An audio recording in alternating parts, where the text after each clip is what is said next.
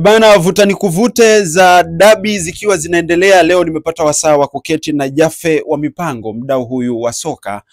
Tupitie na tujadili kwa kina na mapana yake jambo hili ambalo limekuwa ni mwiba mchungu katika ligi ya Tanzania hivi sasa. Mahasimu hawa wawili Simba na Yanga wakivutana, lakini hapo kati kuna bodi ya ligi.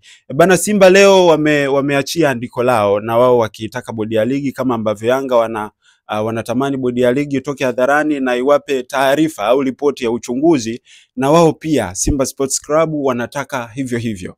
Wewe unaliona limekaaje hili? Kwanza nashukuru kwa fursa ambayo umenipatia. Ni fursa hadhimu, wanasema hivyo Waswahili, fursa hadhimu. Kwa jinsi ambavyo jambo lenyewe lilivyo, kwa hapa tulipofikia, jambo limekuwa ni gumu, na ugumu umekuwa kwa upande wa bodi ya ligi wenyewe, kwa wasimamizi kuanzia mtendaji wake mkuu Almas Kasongo pamoja na waliopo chini yake. Lakini jambo limeendelea kugongelewa zaidi msumali na klabu ya Young Africans kwa taarifa ambayo ilitoka pia na wenyewe wakitoa taarifa kwa umma siku ya jana tarehe 9, lakini pia kupitia mkutano waliofanya pale Jangwani, makao makuu ya klabu ya Young Africans na waandishi wa habari. Bado linaendelea kuleta mzigo mzito wa tafakuri katika uongozi wa bodi ya ligi, lakini mzigo huo pia unahamia kwa Simba Sports ambao wao pia wanaendelea kutoa taarifa kwa umma kupitia kurasa zao, na mara kadhaa pia kupitia msemaji wao vituo kadhaa vya habari amekuwa akihojiwa na kizungumza kuhusiana na dabi itaendelea kuwepo, hata wabiduke malamia bado dabi itaendelea kuwepo. Kwa upande wangu mimi, kwa jinsi ninavyoona mfukuto wa hili jambo, Mr. Augusto, kwa hivi sasa huna wa kumwangushia mzigo wa matatizo zaidi ya bodi ya ligi. Bodi ya ligi kwa sababu gani? Bodi ya ligi jana CEO amezungumza mara baada ya Young Africans kuitikia wito ambao walipokea barua tarehe 7. Lakini mara baada ya mazungumzo ya ndani, waandishi wa habari walitaka habari, na bodi ya ligi ikawa haina hiana ya kuwapa habari waandishi wa habari. Katika matakwa ambayo yamezungumzwa na bodi ya ligi, wengi tulijiuliza kwa nini Young Africans watake hatua za haraka zichukuliwe, kwanza kwa yeye mwenyewe mtendaji mkuu wa bodi ya ligi, katibu wa TFF Wilfred Kidau, kamati ya masaa 72. Lakini ukiachilia yote hayo, Young Africans pia katika kuzungumza kwao ndo tukabaini kwamba tatizo lilianzia pale ambapo simu ilipigwa meneja kuzuiliwa, kuambiwa aizuie klabu ya Simba Sports kuingia kufanya mazoezi. Tunachojiuliza leo itakuwa ni siku ya kuzungumza kwa kujiuliza maswali mengi ambayo mimi na mtazamaji tutataka tusaidiane. Tunachojiuliza, unapozungumza kiongozi wa serikali alipiga simu kwa meneja wa uwanja kutaka klabu ya Simba isiingie kufanya mazoezi, ikiwa kikanuni ni haki yake ya msingi, na kweli likafanikiwa kwa kivuli cha kuonekana mabodyguard wa Young Africans ndo wameizuia Simba kuto kufanya nini? Mazoezi, na likabebeka hivyo. Ni dhahiri shaili bodi ya ligi mlikubali kuficha madudu ambayo yalitakiwa kutolewa taarifa ya haraka ya kiuchunguzi, ambayo leo vilabu vyote vinaendelea kuiulizia taarifa ya uchunguzi ambayo majawabu yake hayapo mpaka hivi sasa. Tunachokitaka ni kama ambacho kina Young Africans wanakitaka, wadau wa michezo tunakitaka, na Simba Sports inakitaka. Ije taarifa ya kiuchunguzi itueleze bayana kwamba bana, mechi kughairishwa halikuwa kosa la Young Africans kupitia mabodyguard wake kuizuia Simba Sports, ila mechi kughairishwa ilitokana na kiongozi fulani wa serikali ngazi fulani kupiga simu kwa meneja wa uwanja. Kwa sababu ni wakumbushe tu wanaotutazama na wanaotusikiliza kwa hivi sasa, aliyekuwa meneja wa uwanja wa Benjamin Mkapa, Mahona, hivi sasa hayupo tena katika uwanja wa Benjamin Mkapa. Yupo kaimu meneja katika uwanja wa Benjamin Mkapa. Yule ametolewa katika eneo lake la kazi kapelekwa katika eneo lingine. Maana yake ni nini? Maana yake ni kupunguza mzigo wa tatizo ambalo hivi sasa upo. Yule meneja umbadilishie mazingira ya kazi ili huyu aliyopo aonekane ni mtu salama. kwa sababu tumbadilishie kituo cha kazi ili hili swala mpaka linafikiwa tarehe yake ya kuchezwa wasimkute yule meneja yupo katika eneo lake la kazi. Sasa hapa kuna mazingira ya wazi ya kwamba hao viongozi ndo wanaotia dosari mpira wetu. Hao viongozi ndo ambao wameleta kashikashi mpaka hivi sasa. Na yawezekana wote wanawafahamu wa viongozi, ila shaka yao ni pale watakapotaja majina yao. Ndio wasiwasi ambao upo. Kwa sababu kama ndani mmeweza kuzungumza, sisi tunabaki na maswali ambao sasa hatakuwa sehemu ya hicho kikao. Kiongozi ni nani? Kama Yanga wanataka kumjua kiongozi ambaye alipiga simu kuizuia timu ya Simba isiingie kwenye mazoezi. Je, kiongozi alikuwa ni mtu wa Young Africans? Kiongozi alikuwa ni mtu wa Simba Sports? Kiongozi alikuwa ni mpiga ramli, aliiona dabi kimatokeo kwamba haitokuwa na usalama labda kwa timu A kwenda kwa timu B, ndio maana ikazuiliwa ili dabi isiwepo. Lakini pili, wanachokifanya Young Africans, naomba tueleweke vizuri. Wanachokifanya Young Africans hakitofautiani na walichokifanya Simba Sports. Isije ikaeleweka vibaya. Hakitofautiani na walichokifanya Simba Sports. Maana baada ya Simba kuzuiliwa kufanya mazoezi, usiku wa tarehe 8, usiku wa tarehe 8, kwa maana ikiwa siku imeshapinduka ya usiku wa tarehe 7, walitoa barua ambapo asubuhi walio wengi wanaamka wanakutana na kwamba Simba Sports haitopeleka timu na mpaka hatua zitakapochukuliwa kwa wale waliohusika. Ilikuwa ni very short and clear. Walimaliza pale. Hawakuzungumza kingine chochote zaidi hapo. Ilikuwa simu za Mzee Mguto, mechi ipo, baadaye gia ikabadilikia hewani, mechi haipo, na maswali yakawa mengi kwamba imekuwaje wewe kiongozi useme mechi ipo baadaye mechi haipo. Tafsiri yake ni kwamba ni kweli ninyi ni watu ambao mnaendeshwa na vilabu. Mamlaka yenu hayana nafasi katika kutenda haki vile inavyotakiwa kwa mujibu wa sheria zinazowaongoza. Sasa kinachofanyika sasa hivi, Yanga na wenyewe wanachokifanya ni kwamba sawa wao walifanya, sisi hatuna shida. Kwa maana ya Young Africans hawana shida. Ila wanachokitaka, tupeni taarifa ya uchunguzi. Ndicho walichoenda kukidai kwa bodi ya ligi. Tupeni taarifa ya uchunguzi. Hizo sababu mnaposema kulikuwa kuna viashiria vya rushwa. Tayari mliviona hivyo viashiria. Inakupaje ugumu wa kuja kuleta ushahidi wa viashiria vya rushwa? Wahusika wa rushwa walikuwa ni hawa. Inakuaje na ugumu kushindwa kumtaja mtu aliyepiga simu? Simu si inakuwa recorded na aliyepigiwa sisi kwenye simu yake itaonekana. Leteni huo ushahidi bana. Meneja alipokea simu. Meneja aitwe, meneja simu ulipokea kutoka kwa nani? Atasema nilipokea kutoka kwa kiongozi fulani na Jaffe Mipango. Yani mpaka CEO wa bodi ya ligi anakili kwenye kikao kwamba kuna simu ilipigwa kutoka kwa kiongozi wa juu serikalini akiomba au akiamuru, tuseme sasa akiamuru kwamba Simba wasifanye mazoezi yao siku ya tarehe 7 na wao wakaridhia. Hivi unaona wanachokipigania Yanga kwamba sasa imetosha kwamba mpira kuwa unaingiliwa na unakuwa unachezewa katika misingi ambayo sio ya kimpira. Unaona wako sawa kusema Kasongo ajiuzuru, au una hoja gani au una mtazamo gani kwenye? Hakuna mabadiliko yasiyokuja na maumivu. Yaani hakuna mabadiliko yasiyokuja na maumivu. Kama mnahitaji mabadiliko na kama mnataka haki itendeke na mamlaka inayosimamia mpira kupitia bodi, kama wanavyotaka bodi iwe huru, bodi iwe na maamuzi yake, bodi iweze kujiongoza yenyewe, ndicho ambacho kilichopo hivi sasa. Young Africans wapo sahihi, kwa sababu mabadiliko yanaanziwa na ile hatua ambayo mmekubaliana kwamba kutokana na changamoto hii sasa tunatakiwa hatua ianzie kuchukuliwa hapa kwenda mbele. Kila mmoja atajifunza kwamba iwapo utakwenda tofauti na taratibu zilizopo, utaenda tofauti na kanuni ambazo zipo na zinaongoza vilabu vyote kupitia wasimamizi wale ambao wamewekwa pale kama viongozi, wewe utangatuka. Sawa. Sasa hivi kwa jinsi unavyoona jambo linakwenda, Simba Sports walizungumza kuhusiana na watu waliohusika wawajibishwe. Toka Machi 8 mpaka leo tunazungumza ni Juni 10.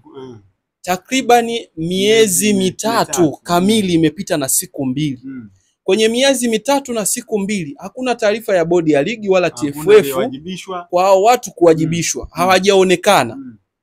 Kitendo cha Simba Sports kusema mechi ichezwe, mnatudhihirishia kwamba hata ninyi mliandika barua kihisia. Sasa hisia zenu zimeshuka, mnashindwa kukumbuka kwamba andiko lenu hivi sasa linawahukumu kwamba mmesema waliohusika wawajibishwe. Hatujaona kuwajibishwa kwa sababu hata barua ya bodi ya ligi haikuonyesha sehemu imemwajibisha mtu, imemwajibisha kwa adhabu ipi. Tukisalia hapo Jaffe, kama Simba wao wamekiri kwamba na wao wanaitaka hiyo ripoti, na bado katika barua yao au katika andiko lao bado wamehamasisha mashabiki wao kwenda uwanjani, na wale ambao walikata tiketi za shirikisho zitatumika kwenye mchezo huu na wengine wasubiri utaratibu. Ni dhahiri kwamba wanatetea au wanataka mabadiliko ya kitu ambacho hawataki kukifanyia maamuzi au hawataki kukiwekea msimamo, kwa sababu na wao tulitamani andiko lao lizungumze kwamba bila ripoti hii na sisi pia hatuko tayari na mchezo au hatuko tayari na kuona dabi ikiendelea au ikichezwa. Sasa kwa nini wao wakubali kucheza dabi na wakati huo na wao wanahitaji uchunguzi na ripoti pengine inaweza isitoke? Ni ulozi. Unajua ulozi uliopo kwenye hii ligi ndio unafanya mabadiliko yashindwe kutokea. Na uonekane mpira wa Afrika ni mpira ambao unaendeshwa kivyake, unachezwa kivyake, na mifano inakuwa mingi ya kuhusianisha sijui EPL, La Liga, ligi ambazo tayari waishajipambanua, ligi ambazo tayari waishavuka kwenye level za njaa. Yani level za njaa zimeshavukwa, ndio maana hata hivyo viashiria vya rushwa ni nadra sana kuvikuta vinatokea katika mataifa hayo. Sasa kitendo cha ninyi kutoa andiko ambalo linataka taarifa ya kiuchunguzi iwe hadharani, si kwamba ni hoja yenu ya msingi, kwa sababu katika barua hoja yenu katika taarifa ambayo mmeitoa, of course ni taarifa kwa umma, hoja yenu ya msingi ni dabi kuchezwa. Hii ni sehemu ya mengineyo. Yani mmeweka kwamba hapa ni sehemu ya mengineyo, kwamba na sisi ni miongoni mwa watu ambao tunasubiri ripoti ya hadharani ya kiuchunguzi ambayo ilihitajika toka Machi 8 baada ya mechi kuahirishwa. Lakini Ago unajiuliza, hii taarifa ya kiuchunguzi ni taarifa ya aina gani? Inahitaji miaka 2 kutolewa taarifa, inahitaji miezi 6 ili bodi ya ligi ipewe nafasi zaidi. Kama kwenye miezi 3 na siku 2 imeshindikana taarifa hii kutolewa, unategemea hii taarifa inaweza ikatoka ndani ya siku 4 zilizosalia? Nikukumbushe kitu, kama wiki moja iliyopita bodi ya ligi wao wenyewe walitoka na wakazungumza kwamba wao hawahusiki au sio chombo cha kiuchunguzi kwenye hili sakata la ripoti ya uchunguzi. Walidai wao sio chombo cha kiuchunguzi. Sasa tujiulize, nyinyi mmekana kwamba nyinyi sio chombo cha kiuchunguzi na nyinyi hamuhusiki na kutoa ripoti ya uchunguzi. Je, Simba na Yanga wanavodimandi hiyo ripoti ni kwamba wao hawajui kwamba bodi ya ligi sio chombo cha kiuchunguzi, au bodi ya ligi anajikanyaga mwenyewe? Sasa kaka, mpira ndio vile tunarudi kule Ago. Kuna taratibu na kanuni zinazoongoza mpira wa miguu. Limetokea jambo ambalo ninyi mliona kuna viashiria vya rushwa. Nani aliyeona viashiria vya rushwa mpaka mechi ikaghairishwa? Si ni bodi ya ligi? Kwani Yanga ndo aliona viashiria vya rushwa au Simba Sports? Ni bodi ya ligi hawa. Bodi ya ligi wanachokifanya, wanapeleka kwenye mamlaka husika inayozuia na kupambana na nini? Na rushwa. Kwa nchi yetu ni TAKUKURU. Imepelekwa na nani? Na bodi ya ligi. Sisi tukija tunakuja kukudai wewe uliyepeleka kule kwamba wewe usiki na hiyo mamlaka. Unawategemea wale wabobezi katika hiyo mamlaka wakusaidia kufanya huo uchunguzi. Ili huo uchunguzi ukusaidie wewe kutoa taarifa ya kiuchunguzi ambayo hivi sasa inahitajika. Sasa lazima waje kwako, tusaidie. Sisi tunapokosa chakula nyumbani na tunajua baba ni wewe, tutakuja kukudai baba leo hatujala. Haijalishi una hela au hauna hela, lakini wewe ndo mtafutaji. Sasa inatakiwa bodi ya ligi ije ieleze kwamba bana, kulingana na ripoti tulizozipata kutoka TAKUKURU, wametueleza 1, 2, 3. Na kwa muktadha huu wahusika ni hawa, tunachukua hatua hizi. Kwa sababu sasa unapopata taarifa ya kiuchunguzi, mwenye mamlaka ya mwisho ya kulitolea adhabu ama hukumu ni wewe, ambaye ndio una mamlaka huku kwenye mpira wa miguu. TAKUKURU hawezi wakaja kukuingilia huku bila wewe kulipeleka jambo lako TAKUKURU. Unaona? Sasa wasitafute sababu ya kuonekana kwamba wao hawahusiki kivipi bodi ya ligi. Hem, tuambie, hahusiki kivipi ikiwa wewe ndio umetoa taarifa? Yaani wapi hahusiki? Haya, tuambie sasa, hiyo taarifa inachunguzwa na nani? Labda kuna mamlaka tofauti na TAKUKURU ambao wanatakiwa kuchunguza hili swala. Watueleze bodi ya ligi kwamba hili swala linachunguzwa tofauti na TAKUKURU. Lakini kama linachunguzwa na TAKUKURU na wewe ndio chanzo cha kulipeleka TAKUKURU, wakupe ripoti, wape watu ripoti ya hadharani. Ndicho wanachokitaka. Kwa nini wapepese macho kwenye nyakati kama hizi? Waseme tu, na kama limewashinda basi waondoke kwenye nafasi, wapishe. Yaani kwenye hili mimi naomba Watanzania wacheni usimba, wekeni usimba pembeni, wekeni uyanga pembeni, alafu vaeni uhusika wa kutafuta haki ya wasimamizi wanaosimamia hii bodi ya ligi. Na waelewa wanapoenda mbali kusema kwamba kuna timu zinanufaika. Wewe unaweza ukajitoa kwa sababu unakuwa ni mtu ambaye unatafuta haki uwe upande wako. Lakini hata wewe unapokuwa muhusika lakini unalipigia lile swala kelele, mnahitaji kuona hatua stahiki zinafanyaje? Zinachukuliwa. Leo mfano ilikuwa mechi ya Simba na Yanga. Kayoko alinyima penalty za wazi Simba Sports. Madudu yalitokea pale, yalionekana. Lakini kila wanapopigiwa wasimamizi kuuliziwa kuhusiana na Kayoko, wanaambiwa Kayoko yupo. Almost ilipita miezi 6 Kayoko hajagusa uwanjani wala kuendesha mechi ya aina yoyote. Sawa? Inamaanisha ilikuwa ni banning ya kimya kimya. Kwa nini ufanye banning ya kimya kimya ikiwa makosa yaliyotendeka ni makosa ya hadharani? Tuonyeshe namna mnavyowajibika. Ndio hapo sasa Wilfred Kidau, katibu, anaingia kwamba ili swala kwa nini halikutoka hadharani, kwamba bana, kutokana na mechi namba fulani iliyochezeshwa na maamuzi fulani, kuna maamuzi haya na haya hayakuwa sahihi, yalikuwa ni batili. Kutokana na hali hiyo, mwamuzi huyu atachukuliwa hatua za kinidhamu hizi na hizi na hizi na hizi. Erisasi kameza penalty 2 za Singida Black Stars. Kalimu wa miezi 6. Ilikuwa ni hadharani. Kwa nini haya mambo yafanyike katika timu ndogo? Hawa timu kubwa vitu vinakuwa vizito kufanyika. Ni kwamba nyie mliopo watendaji mmeelemewa na uzito wa hivi vilabu, mnashindwa kufanya maamuzi stahiki. Ndio maana wao wanaweza kuwapangieni nini wanataka, nini hawataki. Yaani mmoja akiwa hataki kitu fulani kitakwama. Mwingine akiwa hataki kitu fulani kitakwama. Sasa kuna umaana gani wa nyie kuwepo? Hamjafiti, hamjajitosheleza kwenye hizo nafasi. Hemu jaribuni kuangalia katika mapana, jitathmini. Je, mmeweza kutenda haki? Umeweza kuwa neutral? Pengine kuna siku tumezungumza nikakwambia yawezekana. Hawa viongozi na wenyewe mahaba yao katika hivi vilabu ni makubwa. Na hisia za kimapenzi na hivi vilabu ndizo ambazo zinawafyonza kufanya maamuzi sahihi. Kipi kinatakiwa kufanyika? Ndo haya madudu yanatokea. Be straight. Fanya maamuzi yale yanotakiwa. Lungu linatakiwa lipigwe kwa Simba, lipigwe kwa Simba. Lungu hili linatakiwa lipigwe kwa Yanga, lungu lipigwe kwa Yanga. Isiwepo namna ya kutafuta uhaueni. Na hichi ndicho kinachoiponza. Ndugu yangu, kabla sijasahau, umegusia timu ndogo, virabu vidogo katika mazungumzo yako kwamba kuna namna vinakuwa vitendewi haki na nini.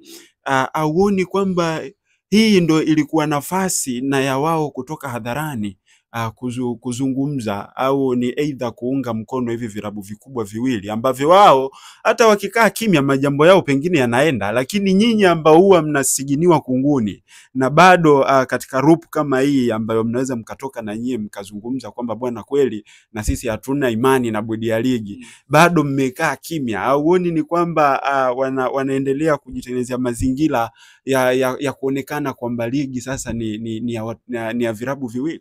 Uoga. Kanuni yoyote ya uoga kuzuia kupata haki yako ya msingi hata kama ulikuwa unastahili. Uoga ndo unafanya hivyo vilabu vingine viendelee kubaki nyuma. Falsafa moja inasema mabadiliko yoyote huwa yanafanywa na mtu wa kawaida. Yaani mtu wa hali ya chini ndo anayehitaji mabadiliko ili kujinasua kutoka kwenye kunyonywa, kunyanyaswa mpaka kuipata haki yake. uwezi ukasema Simba na Yanga wanataka mabadiliko. Hakuna wanachokitaka, kwa sababu wao ndo wanufaika wa sheria kandamizi katika vilabu vingine. Wao ndio watu wanaonufaika na maamuzi ya waamuzi kuliko vilabu vingine. Kwa hiyo ukiwaambia kuhusiana na mabadiliko, wanajua kabisa yatatuumiza sisi ambao tunanufaika na hayo nini? Mabadiliko. Kitendo cha hivi vilabu vingine kukaa huku chini na kuogopa kuja kushinikiza sasa haki itendeke, ionekane ni haki, kama ni makosa yaonekane ni makosa. Ni nini kinachowafanya? Ni uoga wa kuona sheria zitakandamizwa kwa upande wao, kwa sababu hawana nguvu hizo za kiuchumi, za kiuwekezaji, za kuidhibiti mamlaka kushindwa kufanya maamuzi yake. Mwisho wa siku uofu yao ni kwamba tunaweza tukapigwa lungu, tukashushwa daraja. Ishushwa daraja Pamba kule kaka, ina faida gani Pamba kaka? Itashushwa daraja, watalia, watapiga kelele, lakini haitasaidia kitu. Ni tofauti ilivyo kwa hao watu ambao tayari wao wameshawekeza kwenye rasilimali watu. Mashabiki wapo kwa Simba na Yanga, ndio maana inafika mbali. Msemaji wa klabu anasema tukatwe, wakitukata alama wataijua nguvu ya wananchi. Kauli kama hiyo si kauli nzuri, kwa sababu ni kauli chochezi ndani yake. Wataiona nguvu ya wananchi, ni kauli chochezi. Lakini hawa watu wanajivunia rasilimali watu walionayo nyuma yake, kwamba licha ya kwamba tuna nguvu ya kifedha, tuna miundombinu na nini na nini na nini, lakini hawa watu tulionao huku nyuma ndio ambao wanaweka uzito sasa wa bodi. TFF inapotaka kufanya maamuzi inasikilizia kwanza hali itakuwaje, kwa sababu mfano bodi ya ligi iliposema viashiria vya rushwa tunaweza tukawaelewa, lakini viashiria vya usalama, yani tunajua Tanzania ni kisiwa cha amani. Sasa kulikuwa kuna viashiria gani pale uwanja wa Benjamin Mkapa vya uvunjifu? Kwa unaona ni namna tu ambavyo tayari ameshawapalia kiukweli Augusto, na hapo tu wasipepese macho. Wafuate matakwa waliopewa, wafuate kile ambacho Simba inakihitaji, taarifa ya kiuchunguzi, waweke bayana. Kama ni kiongozi basi wataje. Wewe kama ingekuwa huyo kiongozi hana umuhimu wa kutajwa, usingemzungumza kwenye hicho kikao ambacho mmeitia. Kwa nini mumuweke kama sehemu ya ajenda yenu, kuwaonyesha kwamba bodi ya ligi hawakuhusika, wao Yanga pengine hawahusiki, ila chanzo cha tatizo kimetoka kwa kiongozi huyu? Kama taarifa hiyo ni sehemu ya taarifa ya kiuchunguzi, sawa. Kama ni sehemu ya taarifa ya kiuchunguzi, kwa nini hamkuileta mapema hii sehemu ya taarifa ya kiuchunguzi, ili watu waelewe kwamba bana lililotokea ilikuwa ni hili na hili na hili na hili, na mhusika ni huyu hapa. Pengine watu hawana shida kwa sababu walikuwa wameshaweka bayana, bana mechi tutacheza ikitoka taarifa ya kiuchunguzi. Bana mhusika ni kiongozi fulani, A anatoka ngazi fulani, B alitumikishwa na mtu fulani, C. Mbona ilikuwa ni swala ambalo linawezekana? Wewe unapochelewa inawezekana na wewe ulikuwa ni miongoni mwa watu ambao mmo katika hivyo viashiria vya uchunguzi vinavyotakiwa kuchunguzwa. Ndio maana mnakuwa wazito kungamua. Kama wewe sio muhusika, unatakiwa kufanya, wewe ni hakimu, hauhusiki katika kesi ambayo imeletwa mahakamani. Utashindwa kuitolea hukumu kulingana na vifungu vya sheria vinavyotaka na ushahidi umeshakamilika. Sasa shida iko wapi? Piga lungu panapotakiwa kupigwa lungu, kwenye haki nyosha haki. Swala linaishia hapo. Kwa nini upepese macho? Kama wewe umenufaika, haya ewala, endelea kulifanya hivyo. Lakini watu waishatoa misimamo yao, hatujui sasa tarehe 15 litakuwepo alitokuwepo, tusubiri tuone.